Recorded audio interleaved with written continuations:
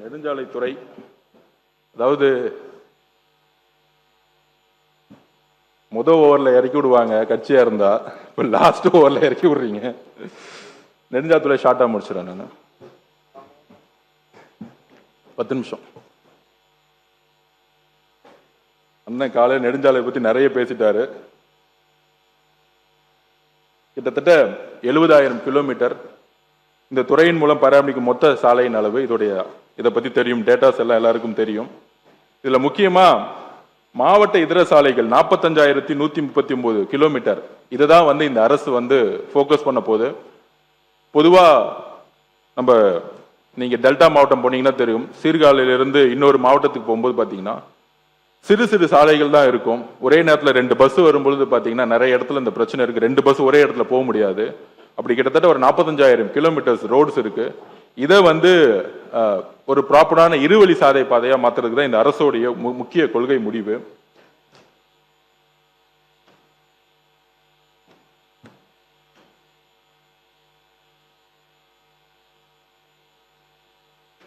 இது ஃபுல்லா படிக்கணும் இருந்தேன், படிக்க முடியாது. இதை எல்லாமே அவை குறிப்பில் ஏற்றிருங்க, நான் கொடுத்துறேன் என்னுடைய ஸ்பீச்சஸ் எல்லாத்தையும். முக்கியமான அறிவிப்புகள் நீங்க சொல்ல. அறிவிப்புகள் கொடுத்துறேன்.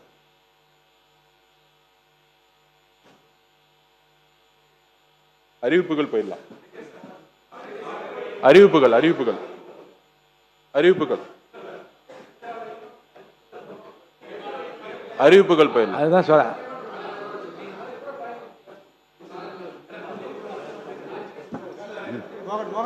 நாளைக்கு போயிடலாமா? கொடுக்குறாங்க.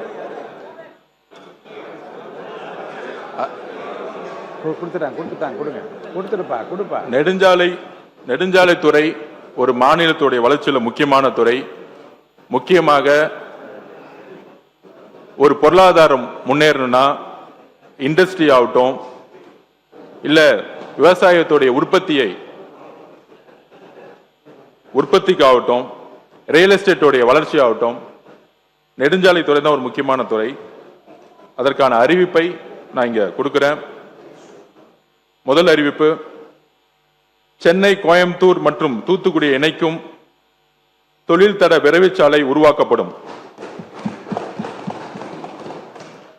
சென்னை கன்னியாகுமரி 8 வழிச்சாலை, சென்னை நுழைவு வழித்தட சந்திப்புகளை மேம்படுத்துதல், திருச்சி கரூர் தேசிய நெடுஞ்சாலை விரிவாக்கம் மற்றும் கிளாம்பாக்கம் செங்கல்பட்டு உயர்மட்ட சாலை உள்ளிட்ட தேசிய நெடுஞ்சாலை திட்டங்களை விரைவுபடுத்த நடவடிக்கை எடுக்கப்படும். சென்னை கன்னியாகுமரிய இப்ப 4 லேன் இருந்து 6, 8 லேனா ஆக்கணும். ஏன்னா ஒரு ப்ராஜெக்ட் பண்ணா குறைஞ்சபட்சம் அடுத்த 40 வருஷத்துக்கு நம்ம அதே ரோட திருப்பியும் 4 வழியிலிருந்து 6 வழி, 6 வழியிலிருந்து 8 வழி ஆகும் பொழுது அதுக்கான பணி சுமையும் சரி, பொருளாதார ரீதியான பட்ஜெட்டும் சரி அதிகமாகுது. 8 வழி சாலை ஆக்குவதற்கான டிபிஆர் ஒர்க் ஆல்ரெடி ஸ்டார்ட் பண்ணப்பட்டிருக்கு. சென்னை மாமல்லபுரம் புதுச்சேரியை இணைக்கும் கடல்வழி உயர்மட்ட சாலை தொடர் மும்பை நவி மும்பை கடல் இணைப்பு சாலை போன்று கட்டம் கட்டமாக உருவாக்கப்படும். சென்னை மாமல்லபுரம் புதுச்சேரி மும்பை மாதிரி ஒரு ப்ராஜெக்டை கொண்டு வரணும்னு நினைக்கிறோம். முதலமைச்சரின் பாதுகாப்பான சாலைகள் இயக்க திட்டத்தின் கீழ் ரூபாய் 500 கோடி மதிப்பீட்டில் செயற்கை நுண்ணறிவு தொழில்நுட்பத்துடன் கூடிய கண்காணிப்பு கேமராக்கள் பொருத்தி போக்குவரத்து விதிமீறல்களை கண்டறிதல், சாலை பாதுகாப்பு பணிகள், நெடுஞ்சாலை அவசர சிகிச்சை மையங்கள் மற்றும் சாலை பாதுகாப்பு கண்காணிப்பு குழு ஆகியவற்றை உள்ளடக்கி செயல்படுத்தப்படும். இது முக்கியமான பாயிண்ட். இதை பத்தி ஒரு 2 நிமிஷம் சொல்லிடுறேன். இந்தியாவிலேயே அதிகமான உயிரிழப்பு தமிழ்நாட்டில் கிட்டத்தட்ட 18,000 பேர் ஒவ்வொரு வருஷமும் சாலைகள்ல ஆக்சிடென்ட்னாலேயே கிட்டத்தட்ட 18,000 பேர் இறக்குறாங்க. நம்ம கொரோனா காலத்துல இறப்ப பார்த்தோம். பல்வேறு நோய்கள் வரும்பொழுது அதை பத்தி அதிகமா பேசியிருக்கோம். டெங்கு வரும்பொழுது பேசுவோம். ஆனா ஒவ்வொரு வருஷமும் 18,000 பேர் நம்மளுடைய சாலைகள்ல விபத்துகள் இறந்துட்டு இருக்காங்க. இது குறையவே இல்லை, ஒவ்வொரு வருஷமும் அதிகமாயிட்டே தான் இருக்கு. இதற்கு இந்த சட்டமன்றம் சரி, சட்டமன்ற அனைத்து உறுப்பினர்களும் சரி, எல்லோரும் சேர்ந்து மாண்புமிகு முதலமைச்சர் கிட்ட இதை தனி பிரசன்டேஷன் கொடுத்து ஒப்புதல் வாங்கிட்டோம். கடுமையான சட்ட விதிகள் மூலம் நாம் உருவாக்கணும். நம்ம 6 வழி சாலைகள், 4 வழி சாலைகள், ஸ்டேட் ஹைவேஸ், நேஷனல் ஹைவேஸ்னு பேசிக்கிட்டே இருக்கிறோம். ஆனால் ஒரு சாலை உருவாக்கின பிறகு சாலை பாதுகாப்புக்கான செலவு இது வரைக்கும் நம்ம செஞ்சதே கிடையாது. செய்ய வேண்டிய காலகட்டத்தில் இருக்கும். அதுக்கு ஒரு சின்ன உதாரணம் சொல்லிடுறேன்.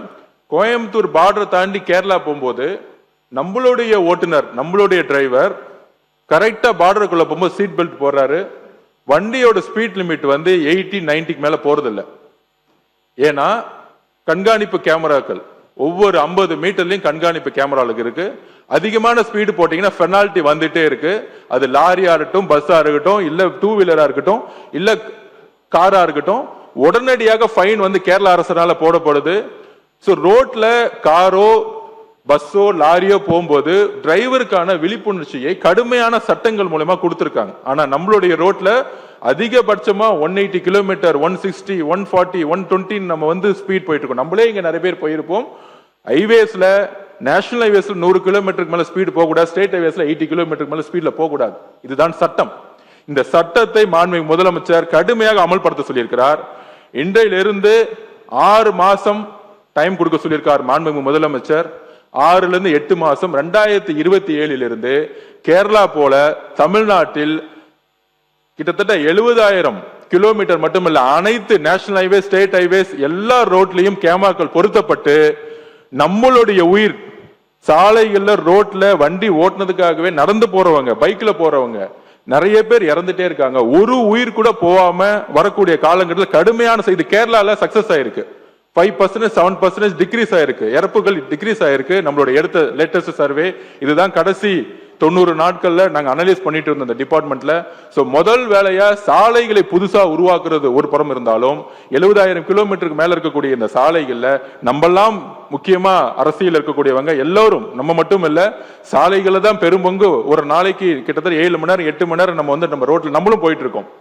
அப்ப ஒரு பக்கம் லிக்கர்னால டிரைவிங் ஒண்ணு, இன்னொரு பக்கம் ஹை ஸ்பீட், இன்னொரு பக்கம் சாலை விதிகளை மதிக்காம இருக்கிறது. அப்ப இதை கண்காணிக்கணும்னா தமிழ்நாடு முழுவதும் அனைத்து சாலைகளும் கேமராக்கள் ஏஐ மூலம் பொருத்தப்பட வேண்டும்.